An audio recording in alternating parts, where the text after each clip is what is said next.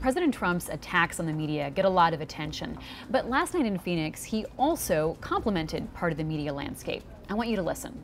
And you know, they're always saying, like, Twitter or social media.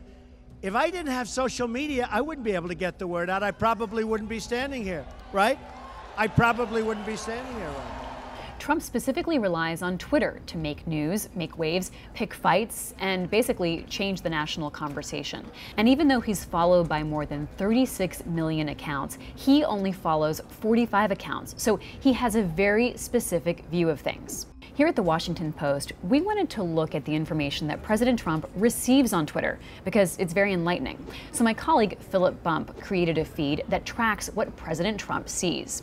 Two of the people he follows actually got shout-outs in Phoenix last night, Fox and Friends and Sean Hannity. While President Trump doesn't follow the world's top 10 Twitter accounts like Ellen DeGeneres or Rihanna or Barack Obama, he does follow 8 of his own properties and buildings. 7 are Trump family members.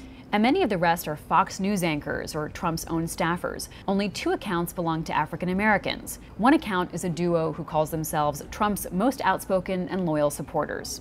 So if you're Donald Trump looking at Twitter, you are seeing a very specific slice of the media landscape, one that is very pro-Trump. After his speech in Phoenix, here's what headlines around the world look like. Now here's what President Trump saw. Praise for his Phoenix speech, tweets about his private company's success, stories about outrage over illegal immigrants, and the controversy over ESPN's decision to remove announcer Robert Lee, an Asian American, from announcing the University of Virginia football game.